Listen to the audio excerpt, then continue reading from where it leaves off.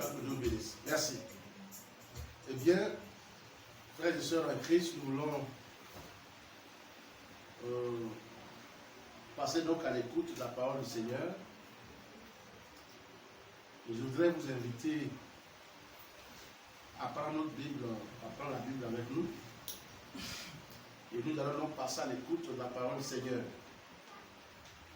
Il est aussi important que on ait un bloc-notes pour avoir plus d'informations, c'est-à-dire pour revenir les jours à venir là-dessus. Voilà. Et donc nous allons aller dans un passage biblique, dans le livre, n'est-ce pas, des Juges 6, à partir du verset 1 à 32. Mais nous allons faire la lecture. On va recouper. Voilà. Donc on va commencer juste 6 versets 1 à 25. Et ensuite on prendra le verset 5 à 32. Je vous ai demandé donc à l'évangile Roland de faire la lecture. Voilà. Juge 6, verset 1 à 25. Les enfants d'Israël firent ce qui déplaît à l'Éternel, et l'Éternel les livra entre les mains de Madian pendant 7 ans. Verset 2. La main de Madian fut puissante contre Israël. Pour échapper à Madian, les enfants d'Israël se retirèrent dans les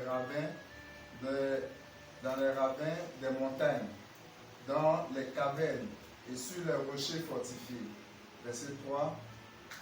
Quand Israël avait semé, Madian montait avec Amalek et les fils de l'Orient, et ils marchaient contre lui.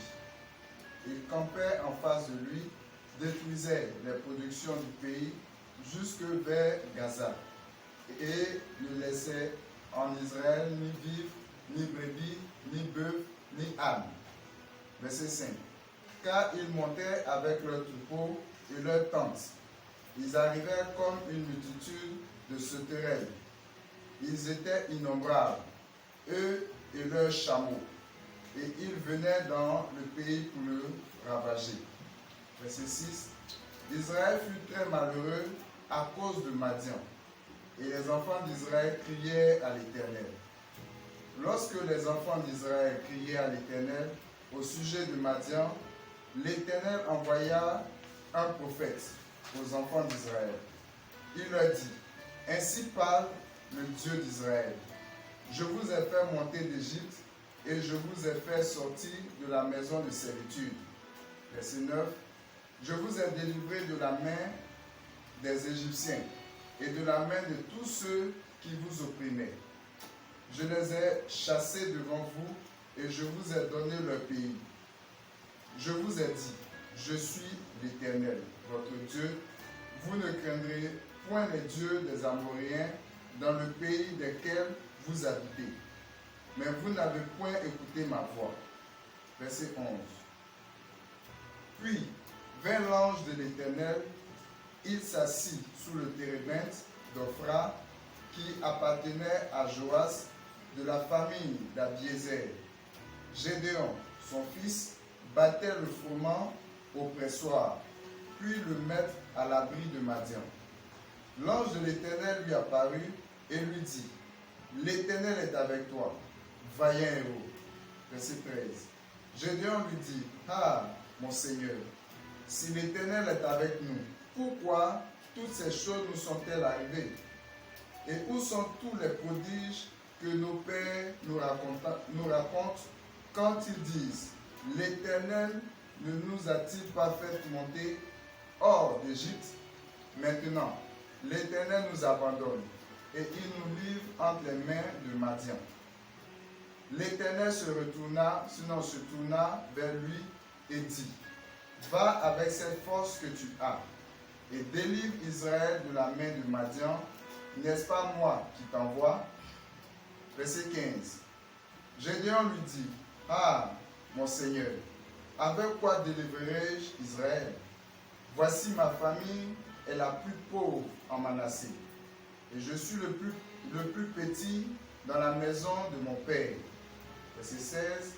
L'Éternel lui dit, mais je serai avec toi, et tu battras Madian comme un seul homme. Verset 17. Gédéon lui dit, si j'ai trouvé grâce à tes yeux, donne-moi un signe pour montrer que c'est toi qui me parles.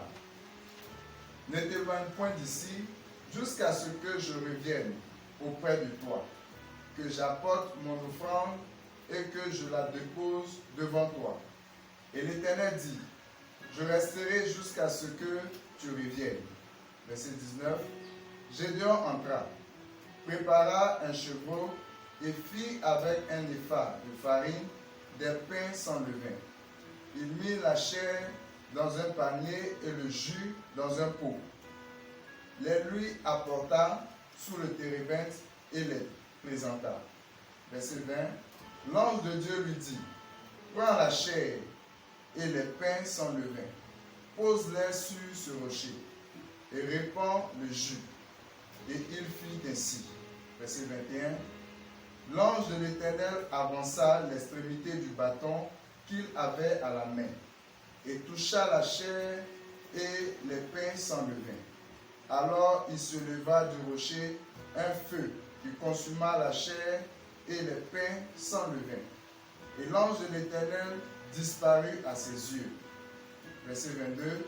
Gédéon, voyant que c'était l'ange de l'Éternel, dit, malheur à moi, Seigneur éternel, car j'ai vu l'ange de l'Éternel face à face. Verset 23. Et l'Éternel lui dit, sois en paix, ne crains point, tu ne mourras pas. Gédéon bâtit là un autel à l'Éternel et il lui donna pour nom l'Éternel paix. Il existe encore aujourd'hui à Ophra qui appartenait à la famille d'Abiézer. Verset 25. Dans la même nuit, l'Éternel dit à Gédéon, prends le jeune taureau de ton père et un second taureau de 7 ans. Renverse les autels de Baal qui est à ton père et abat le pieu sacré qui est dessus. Amen. Amen. Merci beaucoup l'évangéliste. Que Dieu vous bénisse. Je voudrais dire comme ça que Dieu nous fait grâce, n'est-ce pas, de nous retrouver sur le bien, n'est-ce pas, des réseaux sociaux. Nous avons la foi que dans les temps à venir, nous allons nous retrouver dans nos assemblées pour célébrer et bénir le Seigneur. Voilà. Et je voudrais, sans plus tarder, vous faire connaître, comme je l'ai dit la dernière fois, le thème, nous allons poursuivre le thème dont nous avons eu le dimanche passé. Voilà. Et quand les fondements sont renversés, le juste que fera-t-il? Quand les fondements sont renversés, n'est-ce pas, le juste que fera-t-il? Dans ce passage-là, il s'agit bien d'un jeune homme, n'est-ce pas, à qui Dieu a dit qu'il était un voyant guerrier. Mais quand il a analysé cette parole, il s'est dit, mais s'il est donc un voyant guerrier, pourquoi est-ce qu'il fuit devant ses ennemis, ses adversaires? Pourquoi est-ce que personne, n'est-ce pas, tous ceux qui sont autour, tels que ses adversaires, les mendiants, les mendianistes, tous ceux qui étaient donc auprès d'eux à cette époque-là, pourquoi est-ce que tous ceux-là les poursuivaient nuit et jour? Voilà. Les mendiants, c'était donc ce jour-là, à cette époque-là, c'était donc un peuple qui, eux, faisait donc la méchanceté. Lorsque l'Israël partait donc, un enfant d'Israël partait donc faire la semence, il s'émançait donc, il y avait des gens qui venaient récolter n'est-ce pas, à leur place. Pour dire que il y a des gens qui vont, n'est-ce pas, qui travaillent, mais qui ne tirent pas profit de leur travail. Beaucoup d'autres, il y a des gens qui travaillent, qui bénéficient, il y a des retombées donc sur leurs affaires, mais les véritables les propriétaires ne bénéficient pas. C'est ce qui s'est passé à leur époque. Mais pourquoi tout cela? Le premier verset nous a expliqué que le Seigneur a fait savoir qu'il fut un temps où le peuple d'Israël, n'est-ce pas, se détournait du Seigneur et allait après d'autres dieux, c'est-à-dire à abandonner le Seigneur Dieu des armées célestes qui a œuvré avec eux depuis très longtemps, et ils sont allés après d'autres dieux, n'est-ce pas, pour adorer ces dieux-là, et pour leur donner la gloire qui devait revenir, n'est-ce pas, à Dieu, c'est-à-dire au Seigneur des Seigneurs, à l'éternel Dieu des armées célestes, c'est-à-dire le Dieu d'Abraham, d'Isaac et Jacob. Frères et sœurs, je voudrais dire à quelqu'un, lorsque nous sommes chrétiens, nous avons donné notre vie au Seigneur Jésus-Christ, même si nous pensons, nous disons qu'il y a des choses qui tournent à ralenti chez nous, il y a des choses qui ne marchent pas selon que nous avons souhaité, évidemment, ce qu'il faut faire certainement, c'est la patience. C'est la patience. Mais lorsque la patience n'y est pas, on peut croire que Dieu nous abandonne. Or, chaque chose a son temps.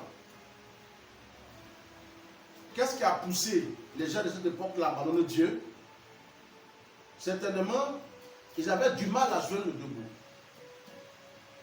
Et donc, cherchant la facilité, ils se sont inclinés vers d'autres dieux que Dieu leur avait défendu de le faire.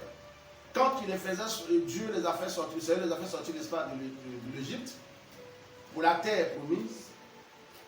Il leur a dit, vous ne devrez pas adorer les dieux que adorent, tels que les Philistins, les Amoréens, voilà, et qu'ils étaient autour d'eux. Vous ne devrez pas adorer ces dieux-là. Parce que c'est à cause de leurs adorations que Dieu les a levés de leur pays natal et donnant ce pays-là au peuple d'Israël. Donc Dieu leur a dit, à vous aussi, ne faites pas les mêmes choses. Mais le peuple a désobéi. C'est pourquoi le premier verset nous dit aussi qu'il y a eu un abandon de foi. Si je peux l'exprimer ainsi. Alors, frères et sœurs, je suis là aujourd'hui pour vous interpeller, même si les choses ne fonctionnent pas comme nous l'aurons souhaité, c'est tellement ce qu'il faut faire, c'est la patience. Ce n'est pas du tout facile d'être patient. Ce n'est pas du tout facile. On peut parler de cela, mais lorsqu'il s'agit de mettre cela en pratique, c'est quelque chose de difficile. Ce n'est pas donné à tout le monde. Mais nous avons la ferme conviction qu'avec le Seigneur, tout nous réussit. Alors, la rencontre a eu lieu entre Gédéon et l'ange de l'Éternel à cette époque-là. Ben, Gédéon, qui est un homme juste de la famille de Manassé, mais qui est soumis à, comment dirais-je, je ne parlerai pas d'esclavage, mais qui ressemble à ça quand même. Voilà. Ça dit qu'il plante, mais qu'il ne peut, qui a du mal à récolter parce que poursuivi par les mendiants. Et c'est difficile quand on n'a pas la maîtrise, quand on n'est pas sécurisé, quand on ne sait pas quand on sort et quand on rentre. C'est compliqué. Je vais parler de la protection en tant que telle. C'est pourquoi il est important pour chacun d'entre nous de comprendre.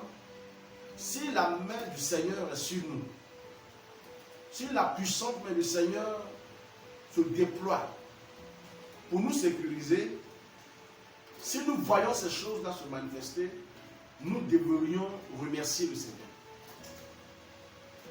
Quand nous sommes rassurés, quand nous avons l'assurance que la main du Seigneur, c'est la main qui sauve, la main qui délivre, qui restaure et qui qualifie, nous accompagne, eh bien, ça doit être pour nous une assurance. Et je voudrais dire à quelqu'un, la main du Seigneur est en pleine œuvre. Souvent, on voudrait voir avant de croire. preuve est que vous et moi, nous existons. Pour tous ceux qui m'écoutent et qui me regardent, c'est vrai qu'il y a eu pas mal d'attaques, de petites maladies de part à d'autre, mais le Seigneur nous délivre à chaque fois que nous sommes dans une situation très compliquée. Sa puissante main est toujours à l'œuvre. C'est pourquoi je voudrais dire, Dieu travaille. Et le Seigneur est à pleine œuvre. Alors, en cet instant précis, nous revenons, n'est-ce pas, sur le cas concret de cet homme Gédéon. Le Seigneur lui a dit, dans la cour, c'est-à-dire dans la cour familiale, dans ta cour familiale, vas-y voir. Tu verras qu'il y a quelque chose là qui n'est pas conforme à mes lois et à mes textes. Tout ce que je vous ai prescrit, ce n'est même pas conforme. Comment voulez-vous que j'agisse, que je combatte pour vous, tandis qu'il y a dans votre maison là, quelque chose là qui n'est pas, qui n'est pas de moi. Voyez-vous? Mais j'ai expliqué pourquoi est-ce que l'homme a abandonné le Seigneur pour aller après, n'est-ce pas, après les fétiches. C'est dû à quoi? Est-ce que ce n'est pas manque de confiance? Manque d'assurance? On ne se sent pas sécurisé? On a peur? On croit que Dieu n'est pas réel? On croit qu'il est lent? Qu'est-ce qui pousse les uns les autres à aller après d'autres dieux que le Seigneur Dieu qui nous a créés à son image? Certains diront que ce Dieu qui est le Dieu créateur des cieux et de la terre est lent dans ses actions. Il n'est pas rapide. Certains disent que ce n'est pas certain que Dieu, comment dirais-je, réponde immédiatement. Donc, il faille que l'on jette coup d'œil ailleurs. Mais je crois que ceci n'est pas vrai. Et le Seigneur a dit dans le livre d'Ésaïe que ce qui est entre nous et lui, le problème, ce qui fait que sa puissante main ne vient pas jusqu'à nous, c'est nos iniquités, c'est nos péchés. Voilà. Sinon, la main de Dieu n'est pas loin de nous. C'est le péché qui fait que Dieu, nous avons l'impression qu'il est loin de nous. Et quel est le péché alors en question? Pour certains, c'est le mensonge, c'est le vol. Pour certains, c'est, comment dirais-je, c'est un bien mal acquis. Pour d'autres, c'est manque de foi. C'est aussi un péché. Et il y a beaucoup de choses qu'on peut relater ici. C'est pourquoi avant de dire que Dieu ne nous a pas répondu ou ne nous a pas exaucé, il serait important que nous réfléchissions sur nous-mêmes, nous entrons en nous-mêmes et nous nous posons la question, qu'est-ce que j'ai fait, qu'est-ce que je devrais faire, n'est-ce pas, que je n'ai pas fait pour plaire à Dieu. Voilà. C'est la question que chacun devrait, n'est-ce pas, se poser. Je voudrais courir avec vous. Dans ce passage,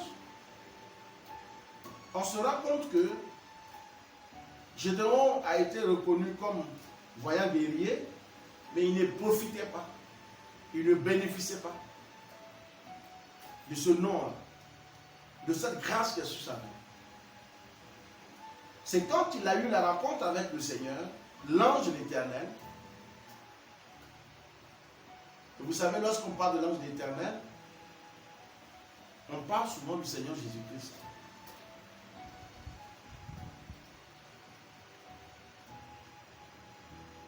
Voyez-vous?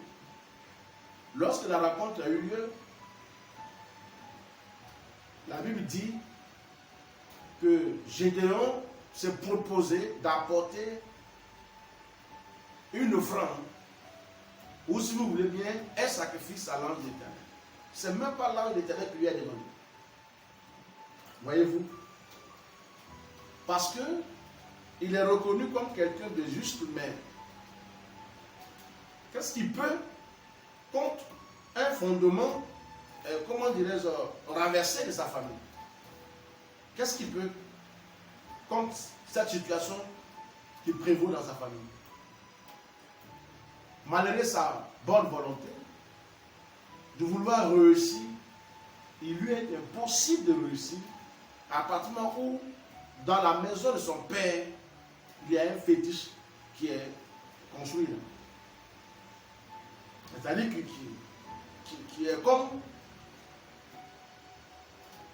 le lieu que l'on devrait adorer au lieu d'adorer le Seigneur Dieu. Voyez-vous? J'ai bien voulu qu'on s'arrête à partir de ce verset, parce que là, à partir de ce 22, une histoire commence.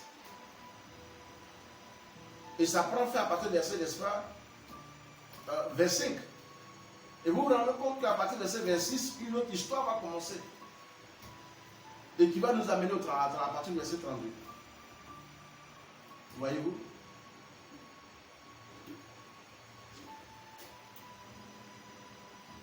L'histoire qui a commencé à partir du verset 1 jusqu'à 22, il s'agit d'un entretien amical entre l'ange de l'Éternel et Gédéon. Mais quand Gédéon a compris que la faute ne venait pas de Dieu, mais ça venait de Gédéon, a automatiquement offert quelque chose à l'ange de l'Éternel. C'est pour cela que je dis que souvent Dieu veut parler. Dieu veut qu'on s'approche de lui. Et Dieu s'approche de nous, frère. Quelqu'un dira, mais comment est-ce que Dieu s'approche de nous? Il est où? Frère, Dieu s'approche de nous par sa parole. Dieu s'approche de nous par la révélation de sa parole. Et ensuite, lorsque nous acceptons de nous approcher du Seigneur, c'est là qu'il va nous faire connaître nos erreurs, nos fautes.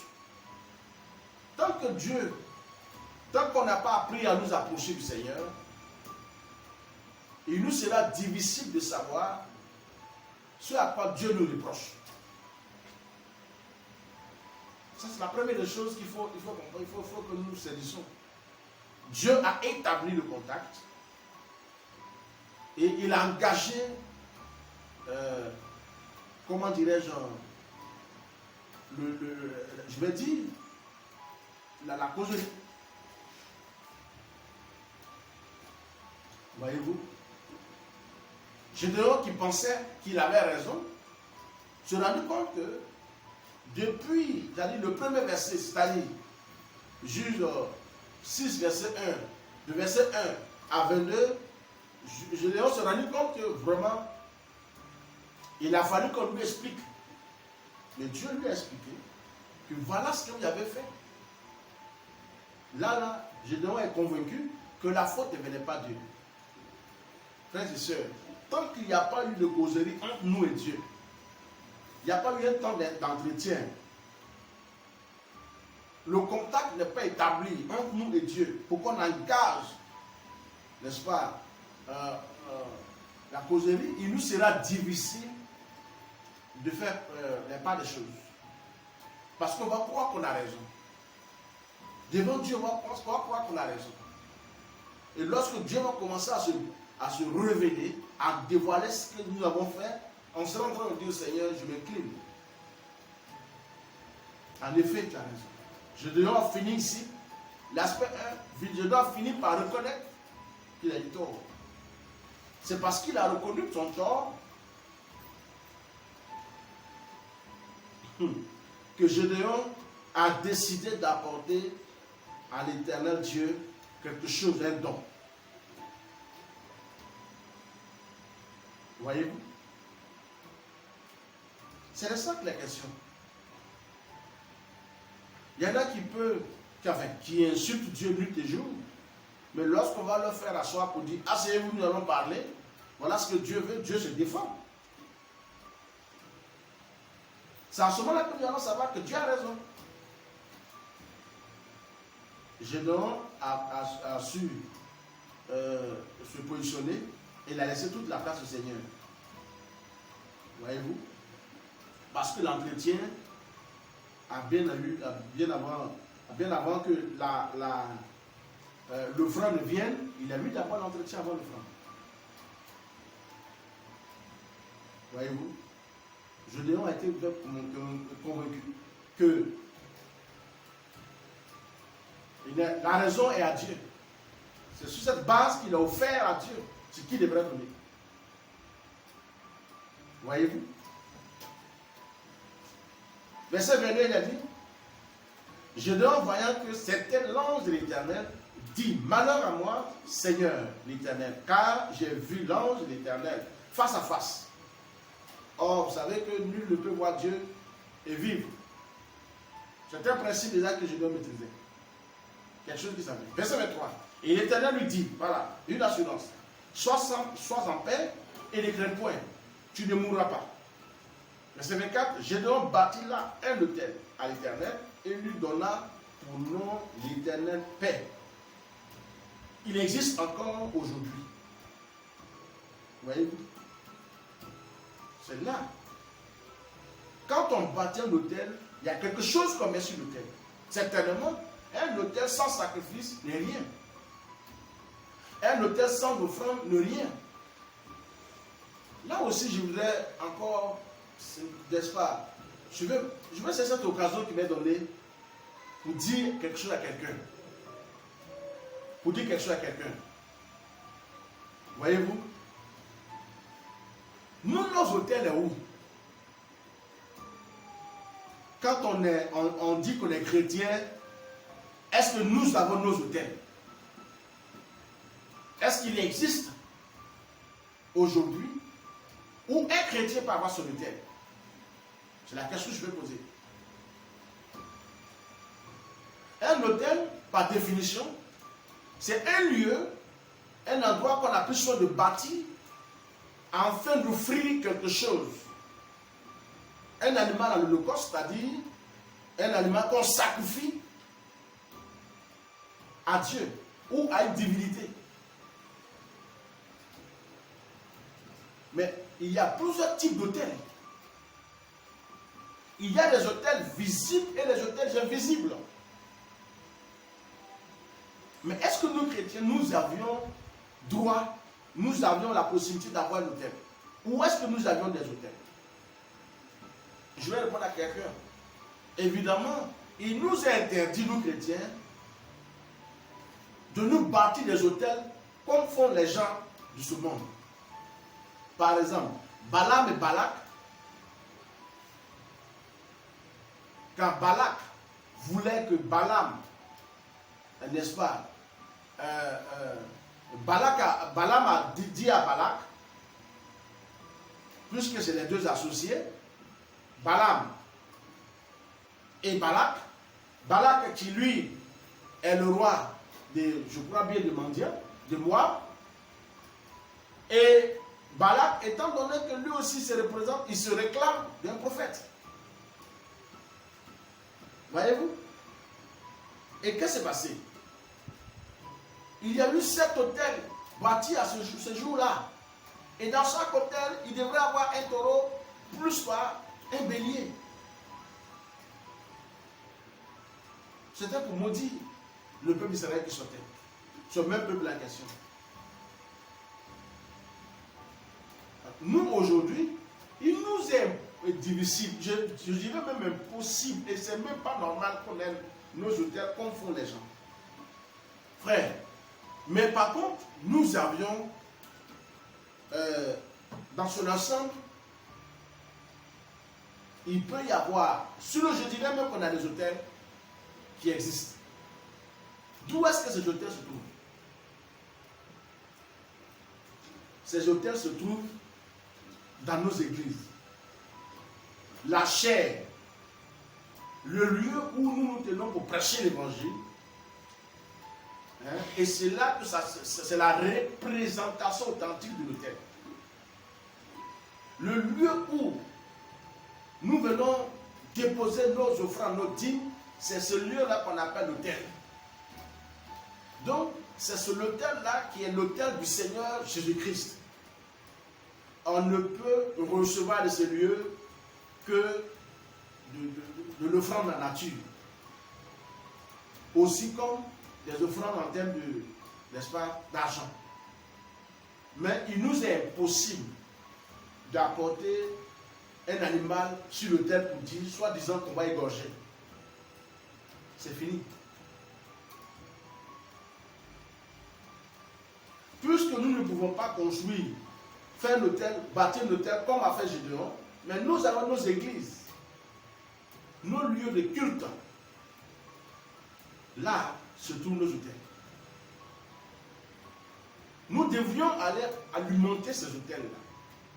Si on travaille, on refuse de payer la dîme par exemple, de faire nos offrandes, il a dit apportez dans la maison du trésor vos dîmes et vos offrandes. N'est-ce pas dans le livre de Malachie 3, versets 7 à 10? Avec il ne manque absolument rien dans la maison du Seigneur. C'est l'autel, c'est là qu'on doit apporter. La dîme ne se donne pas sur la route. L'offrande, c'est pas sur la route qu'on fait cela. Soutenir quelqu'un ne dit pas qu'on a fait une offrande. C'est un don qu'on a fait.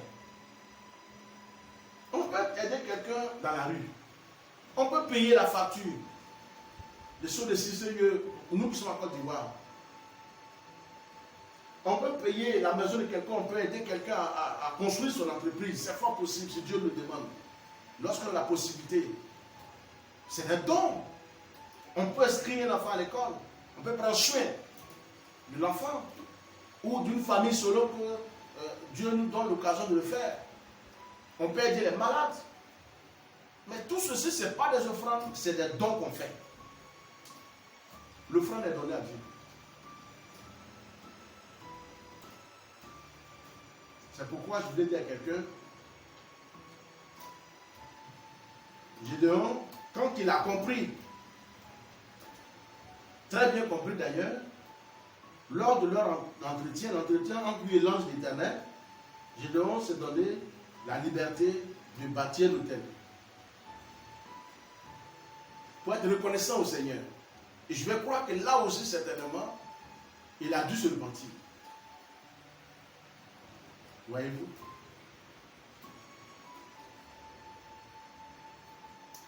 En dehors de ce que Gédéon a fait, le Seigneur va se révéler encore à lui. Parce que le Seigneur, après leur entretien, certainement, Gédéon a fait comprendre. Sinon qu'il a démontré que c'est quelqu'un sur qui Dieu pouvait compter.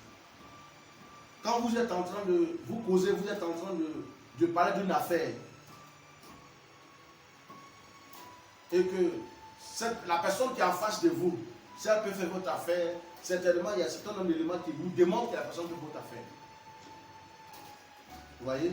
Là, le Seigneur a dit ce temps-là peut faire son affaire. Parce qu'il y a des signes qui ne trompent pas de tout. Et je voudrais bénir le Seigneur pour tous ceux qui nous écoutent en cet instant précis, que sa paix et sa grâce repos dans nous chacun. Vous voyez? Si à partir de verset 24, je dois bâtir l'autel à l'Éternel, et lui a donné un nom, mais c'est merveilleux. Hein? Et l'autel à Ophra, hein? La Bible dit que ça existe aujourd'hui. Et qui appartient à qui? À la famille d'Abénézer. N'est-ce pas? Verset 25, il a dit, dans la même nuit, l'Éternel dit à Gédéon, prends le jeune taureau de ton père et un second taureau de 7 ans, renverse l'autel de Baal qui est à ton père et abat le pieu sacré qui est dessus. Voyez-vous, renverse l'autel sacré qui est à ton père. L'autel qui est à ton père. Parce que Dieu ne pouvait pas composer.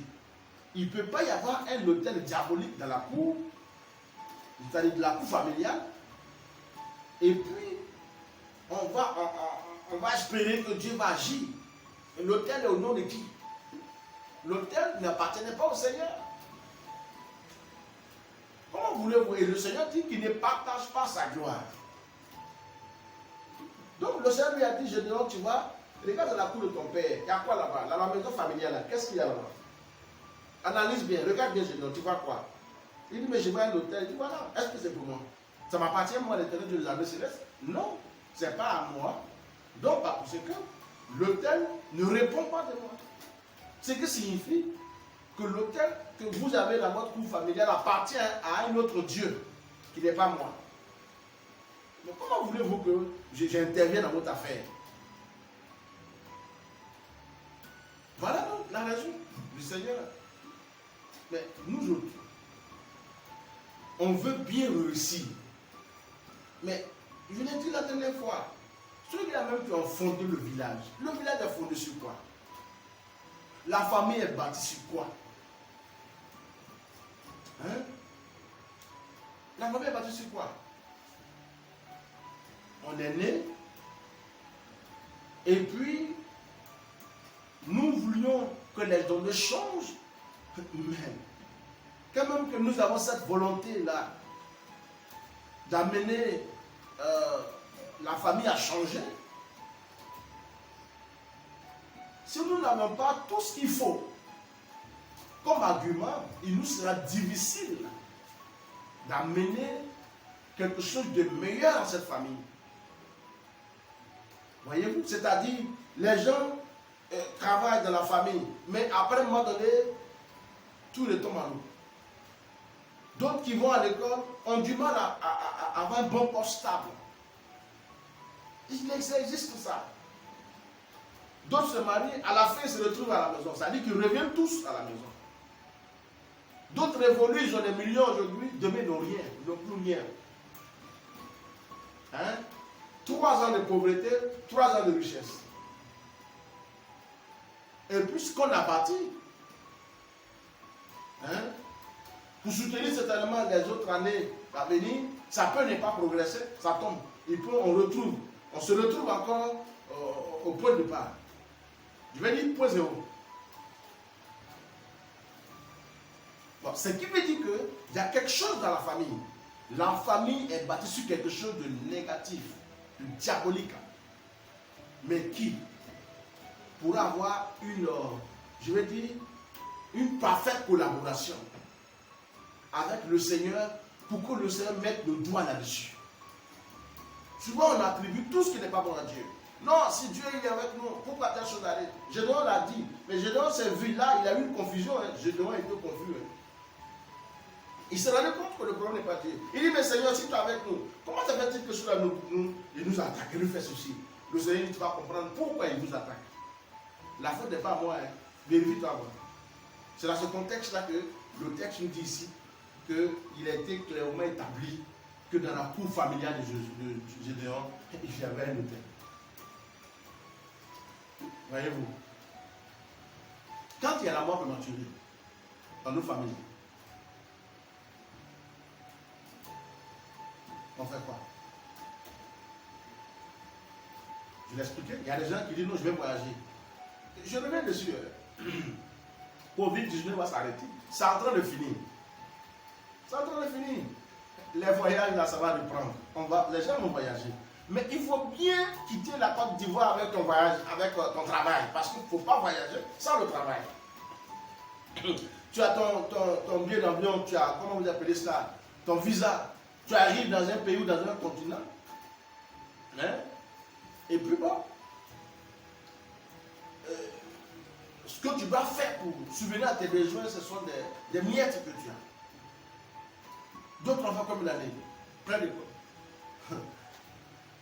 10 ans, voire même 30 ans, et ils ont du mal à revenir au pays.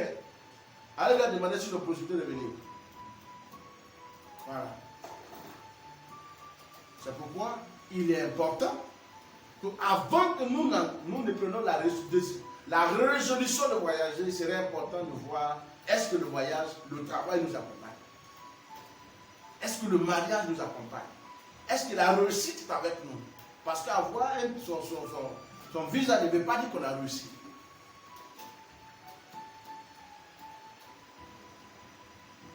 C'est à ce moment-là que, lorsqu'on a tout cela, il faut chercher Dieu. Souvent, arrivé de l'autre côté, on ne cherche plus Dieu. Parce qu'on a pu voyager, on a quitté le pays, on a quitté le continent, et bien, au revoir, Seigneur. Et maintenant, on se fait faire autre chose. Voyez-vous, je voudrais vous encourager. Gardons le contact. Si les choses tournent mal, revenons à nous-mêmes. Revenons à nous. C'est en ce moment-là que nous allons tirer quelque part un enseignement et ça va nous aider à changer notre façon de faire. Et Gédéon, là, le Seigneur lui a dit, comme je vous l'ai expliqué, à partir de c'est important à la chose. Hein. Voyez-vous? Et voilà ce qu'il va faire. La sagesse accompagne Gédéon. Verset 26.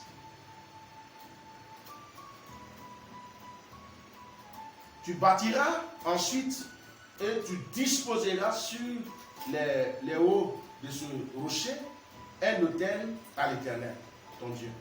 Tu prendras le second taureau et tu offriras un holocauste avec le bois de l'idole que tu auras battu. Verset 27. Gédéon prit 10 hommes parmi ses serviteurs et il fit ce que l'Éternel avait dit. Mais comme il craignait la maison de son père et les gens de la ville, il exécuta de nuit et non de jour. C'est-à-dire que Gédéon n'a pas allé détruire l'autel de la maison de son père dans la journée. Est-ce que ce n'est pas Dieu qui l'a dit qu'il ne faut pas aller détruire dans la journée? C'est lui-même sa sagesse. Voilà. Il y a des gens, quand ils quittent ici, souvent ils arrivent au village, ils veulent détruire le fétiche de leur famille dans la journée, ils allent arranger tout le monde. Ils viennent avec la Bible, ils déposent. Ah ben voilà, nous sommes arrivés aujourd'hui, bon voilà, le Seigneur a dit qu'on détruit les fétiches. Mais il faut détruire cette façon dont tu n'as pas dormi. Il faut détruire cette façon dont tu ne dormiras pas. Je voudrais dire à quelqu'un, ce n'est pas de cette façon-là. Il ne faut pas détruire de cette façon. Il y a une manière. Gédéon l'a fait la nuit. Il a dit qu'il a pris avec lui 10 personnes. Vous voyez, c'est la sagesse. Il a démoli, il a détruit tout dans la nuit. Les gens se sont réveillés trouver que leur fétiche est à terre. Leurs autels à terre. Vous voyez? Verset 28, il dit ceci. Lorsque les gens de la ville se furent levés de bon matin, voici l'autel des Baals était renversé. Le pieu sacré placé au-dessus était abattu. Et le second taureau était offert en holocauste sur l'autel qui avait été bâti. Verset 29. Et ils se dirent l'un à l'autre, qui a fait cela? Et ils s'informèrent et firent de recherche. Et on leur dit, c'est Gédéon, fils de Joas, qui a fait cela. Verset 30. Alors les gens de la ville dirent à Joas, fais sortir ton fils, qu'il meure. Hein? Voyez-vous? Qu'il meure. Qu'est-ce que ça veut dire? Ça veut dire qu'il veut tuer. Il veut tuer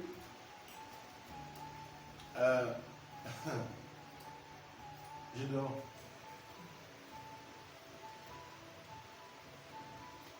Les gens ont dit que c'est Gédéon qui a fait. C'est important de le savoir. Si on s'engage, si on assure, ce qui fait que la famille meurt vite, c'est-à-dire que d'une façon hasardeuse, si on se rend compte du fait que les gens ne se marient pas, c'est telle et telle chose, il est important qu'il ne faut pas, on a appelé à aller ensemble, c'est-à-dire qu'il faut trouver les gens qui vont nous accompagner. Il ne faut pas hasarder à aller seul. Ce n'est pas un combat qu'une seule personne peut mener. Non, ce n'est pas un combat qu'une seule personne peut mener.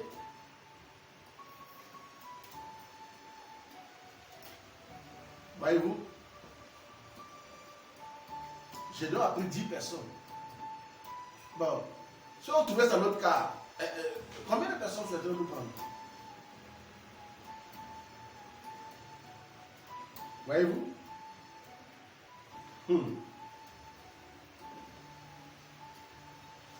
Et il a dit, il faut qu'à partir de ce 31, il faut qu'il meure. D'accord? Et on va poursuivre. Car il a renversé l'autel de Baal, a battu le lieu sacré qui était dessus. Verset 31. Qu'est-ce qui va se passer? Joas répondit à tous ceux qui se présentaient à lui, est-ce à vous de prendre parti pour Baal? Voyez-vous? Est-ce à vous de venir à son secours? Quiconque prendra parti pour Baal mourra avant que le matin vienne.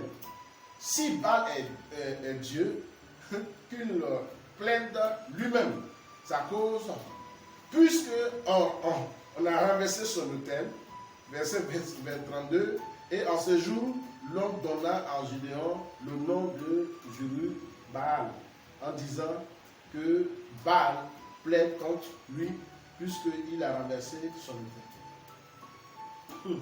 Le père a pris la décision de dire voilà. Si vous dites que Gédéon a renversé vos autels et que votre autel est Dieu, dites à votre, laissez le Dieu de votre machine d'agir. Nous-mêmes, certainement le père même avait un problème avec ça. Mais il voulait que quelqu'un vienne à son secours. Mais comme on dit, qui va se lever? Qui va oser? Donc quand il a vu que l'autel est renversé, les gens se sont rendus compte. Ce n'est pas d'abord le matin, dès la nuit, ils se sont rendus compte. C'est-à-dire quand il a fini de détruire et qu'il a établi l'autel du Seigneur, les gens se sont rendus compte. Donc ils ont dit au père de Gédéon, fais ce que ton fils, car c'est ton fils qui est détruit. Il a dit ok, tu sais qu'on va faire? Il va falloir que vous laissez l'affaire à terre de Seigneur. Les gens ont l'impression que, comme il a détruit l'autel de Baal, Gédéon n'allait plus sortir de la maison. Ça veut dire certainement, il allait se retrouver, on se réveille le matin, il est mort. Il a dit, mais si vous dites que Baal est fort, le père a dit, si vous dites que Baal est fort, laissez Baal. Voilà Gédéon, voilà où il dort. Que personne n'entre là-bas, laissez Baal encore entrer. Que Baal fasse ce qu'il a fait. Gédéon a bien dormi, il s'est réveillé. Est-ce qu'il a mis son sur Baal? Est-ce que Baal s'est présenté? Zéro. Voyez-vous? C'est là que Dieu a entré en contact maintenant, a renouvelé son alliance avec le peuple, et la famille, n'est-ce pas? Et à partir de cette famille, Dieu a donné la victoire à Christ. Vous voyez?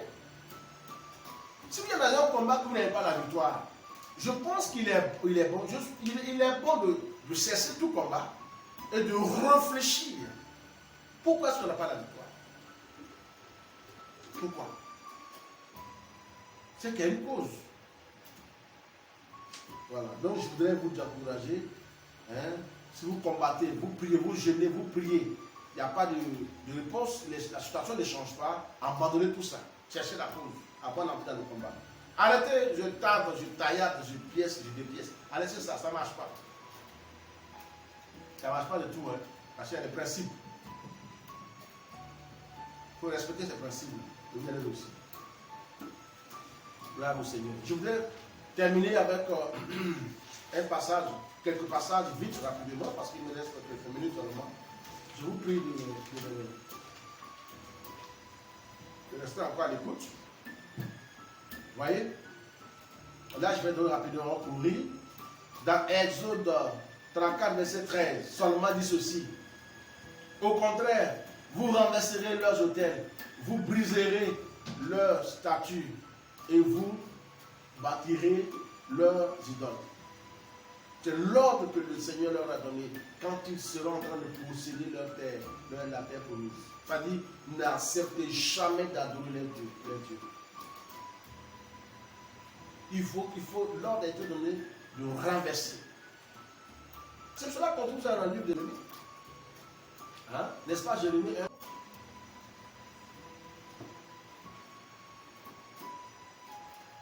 Oui. Ça a été donné. Avant qu'on arrive à Jérémie 10, là, il a dit, il faut que tu renverses. Détruire. Donc ici, il ne s'agit pas, frères et sœurs, d'aller dans nos villages, chercher des fétiches de notre famille dans la journée, hein, nous présenter au chef du village, vraiment, doyen, on est venu pour détruire. C'est pas comme ça. C'est pas comme ça. Il y a des fétiches, il y a des hôtels qui sont invisibles, frère. Ce sont des hôtels invisibles qu'on nous demande, n'est-ce pas, de neutraliser sur le plan spirituel, mais dans la tranquillité. Il ne faut jamais aller attaquer l'hôtel invisible sans toutefois passer par une frange. Je l'ai dit, regardez bien, qu'est-ce qui s'est passé? Dans l'histoire de Gédéon, je l'ai scindé en 3 parties. Hein. La première des choses, j'ai expliqué que, Gédéon ne comprenait pas ce qui s'est passé dans sa famille. Pourquoi tant de défaites? Pourquoi? Donc pour lui, c'est Dieu qui est à la base. Lorsque le Seigneur a établi le contact entre lui et Gédéon, le Seigneur a dit, ce n'est pas nous qui sommes venus, mais c'est lui qui est venu vers nous. N'est-ce pas? Il dit, ce n'est pas vous qui m'avez choisi, mais c'est vous qui vous avez choisi. Dans le livre de quoi? Dans Jean 17. Hein? Oui? Jean 15, verset 12, non? Voilà. Ce n'est pas moi c'est pas vous qui m'avez choisi, mais c'est moi qui t'ai choisi. Hein? Voyez-vous? Nous, Église établie de Jésus-Christ, il nous a expliqué. Ce n'est pas nous qui l'avons choisi, mais c'est lui. Mais nous-mêmes, on le connaissait où là, frère, pour le choisir.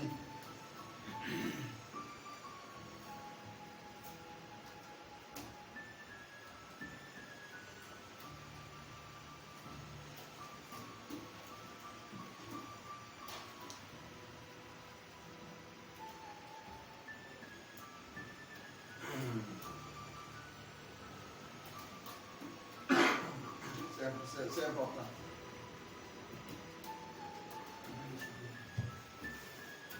C'est important parce que il faut bien découvrir le Seigneur. Merci. Juste un peu de... Découvrir le Seigneur, et le Seigneur cherche toujours à établir contact avec nous. Voilà. Si on accepte, il avance.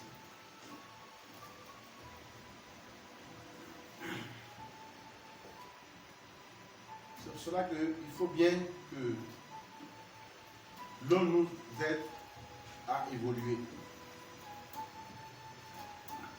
vers le Seigneur. Il faut bien qu'on nous aide.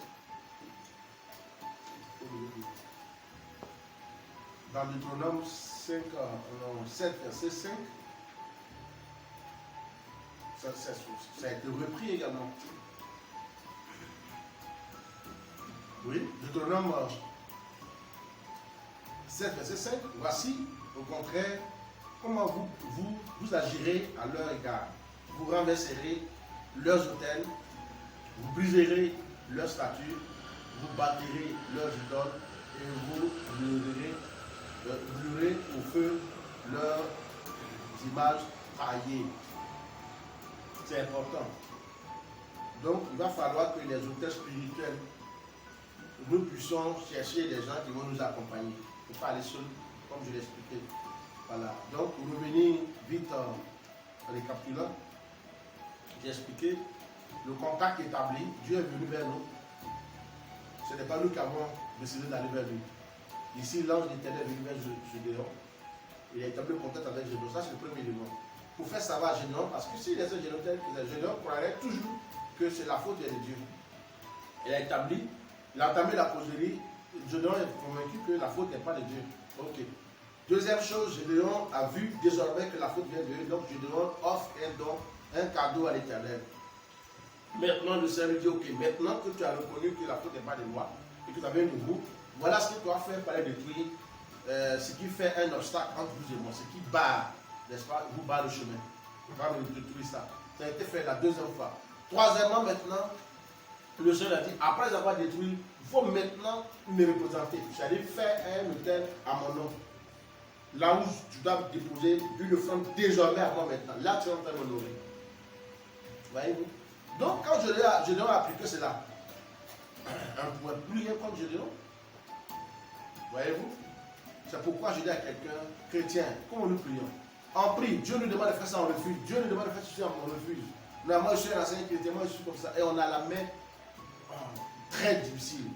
C'est-à-dire quelqu'un qui a du mal à donner, elle représente comme un lépreux. Spirituellement.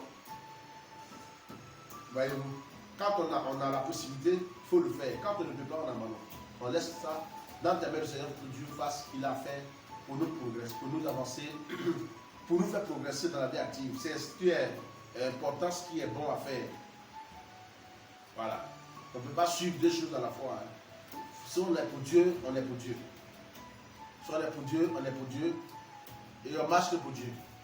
Dans Matthieu 6, verset 24, dit ceci: nul ne peut servir deux maîtres, car où il ira l'un et aimera l'autre. Il ira un, oui, et aimera l'autre, ou il s'attachera à l'un et méprisera l'autre. Vous ne pouvez servir Dieu et maman. Ah, c'est clair. On va servir Dieu maître à l'enfant. Dans 2 Corinthiens 6, verset 15 à 17, dit ceci: quel accord y a-t-il entre Christ et Bélial? Ou quelle partie, hein, quelle part, allez, je reprends par partie verset.